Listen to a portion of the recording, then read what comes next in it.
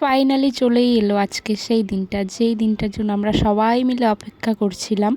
তো আজকে দিদির ডেলিভারি ডেট ছিল, তো আমরা সবাই রেডি হয়ে গেছি, এখন আমরা বেরোবো। আর খুব এক্সাইটেড যে কি হবে, আমাদের ভাগনা না ভাগ্নি আসবে তাকে দেখার জন্য। তবুও যেটাই আসুক আমরা সেটাতেই খুশি, দিদি আর দিদির বাচ্চা ভালো থাকবে সেটাই আমরা চাই।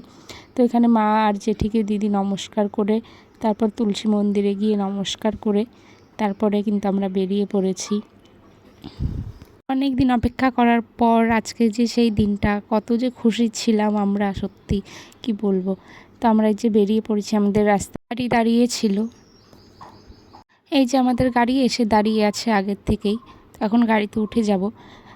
তো একটা কথা না বললেই হয় না, মনের মধ্যে যতটাই না আমাদের আনন্দ ছিল ঠিক ততটাই কিন্তু ভয়ও ছিল। জানি না ভয়টা কিসের ছিল, তবুও ভয়টা অনেকটাই ছিল। তো এখন দিদি ভালো আছে, সুস্থ আছে, সেটাই চেয়েছিলাম ভগবানের কাছে। দিদি খুবই ভালো আছে আর বেবিও খুব ভালো আছে। তো পরে জানাচ্ছি যে কি হয়েছে আমার দিদির ছেলে না মেয়ে। তো এখন আমরা তো বেরিয়ে পড়লাম, গাড়ি ছেড়ে দিয়েছে, মাঝামাঝি রাস্তায় পৌঁছে গেছি। আর নার্সিংহোমে গিয়ে আমার তো একটুও সবর সহ্য হচ্ছিল না যে কখন হাতে পাবো, কিন্তু নার্সিংহোমে তো আর বেবিটাকে ধরতে দেয় না, তার জন্য আমরা ধরতেও পারি না। আর এই যে আমার দিদি টেনশন করতে করতে যাচ্ছিল, টেনশন তো একটু হবেই না। তো আমরা তো ফাইনালি পৌঁছে গেছি, এখন দিদি গাড়ির থেকে নামছে, তারপর আমরা যাব ভেতরে। আর আমার দিদি সত্যি অনেক কষ্ট করেছে এই প্রেগনেন্সির সময়, আর আজকে সেই কষ্টের ফলটা পাবে হাতে। তো সবুরের ফল মিঠা হয়, সবাই জানো। তো আমরাও অনেক সবুর করেছি আর ফলটা খুব মিষ্টি হয়েছে। তো আমরা এখন যাচ্ছি ওপরে, রিসেপশানে গিয়ে বসলাম। আর এই যে আমার এখানে দিদি অপেক্ষা করছিল, মেজ দিদি আগের থেকেই, ও চলে এসেছে। আর এই তো আমার ভাগনা। তো এখন রিসেপশানে কিছু কাজ ছিল, ফর্ম ফিল আপ করা, তারপর এখানের কাজগুলো কমপ্লিট করার পর আমরা চলে গেলাম ওপরে। আমার দিদিকে এখানে সাইন করাচ্ছিল, যেহেতু করতেই হয় এই ফর্মালিটিগুলো। তারপর আমরা সবাই চলে গেলাম উপরে দিদিকে অ্যাডমিশন করানোর জন্য। আমরা কিন্তু নার্সিংহোমে পৌঁছে গিয়েছিলাম খুব সকাল সকাল, মানে 10:30 বাজে, কিন্তু দিদি ডেলিভারি করতে অনেক লেট হয়েছে, রাত্রি 9:30 দিয়ে ডেলিভারি হয়েছে। আর এখানে দেখো আমার দিদি বলছে এখন একটা ফটো তুল, পরে পাশে দুজনকে নিয়ে ফটো উঠাবে, তার জন্য একটু ছোট্ট করে একটা ভিডিও করে নিলাম। আর দিদির কিন্তু এখন ফাইনাল সেই সময়টা চলে এসেছে যে ওকে এখন ওটিতে নিয়ে যাবে।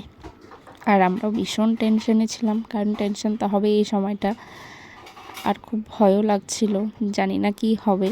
আর খুশি তো অবশ্যই ছিলাম, সেটার কোনো কথাই হবে না, অনেকটা খুশি ছিলাম। তো দিদিকে নিয়ে গেল ভিতরে ওটি করানোর জন্য, আর আমরা সবাই মিলে অপেক্ষা করছিলাম বাইরে।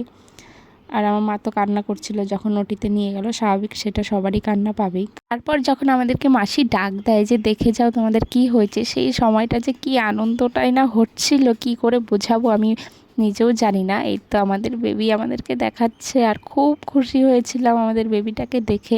তারপর আমার দিদিকে বের করছিল ওটির থেকে, সেই সময়টা সত্যি খুবই খারাপ লাগছিল এরকম করে আমার দিদিকে দেখে। সময়টা কোনো সেন্সই থাকে না, তো এই জিনিসগুলো দেখে সত্যি অনেকটাই খারাপ লাগে, এটাই স্বাভাবিক খারাপ লাগাটাই। এখন দিদিকে বেডে দিচ্ছে, তারপরে আমরা দেখা করতে পারবো দিদির সাথে। তো সেই সময়টা একটু কষ্টই হচ্ছিল দিদিকে দেখে, আর একদিকে খুবই খুশি ছিলাম।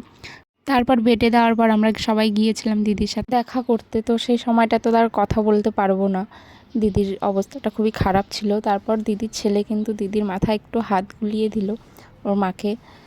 তো এই যে আমাদের আবার দেখালো আমাদের পুচু সোনাকে। তো এখন তোমরা সবাই তো অপেক্ষা করছো যে আমার দিদির কি হয়েছে, আমার দিদির ছেলে হয়েছে। আর বাচ্চাটাকে দেখে আমার আর লোভ মানছিল না, মনে হচ্ছিল যে আমি কখন কোলে নেবো। আর ওখানে তো একটুও কোলে দিচ্ছিল না, টাচও করতে দিচ্ছিল না।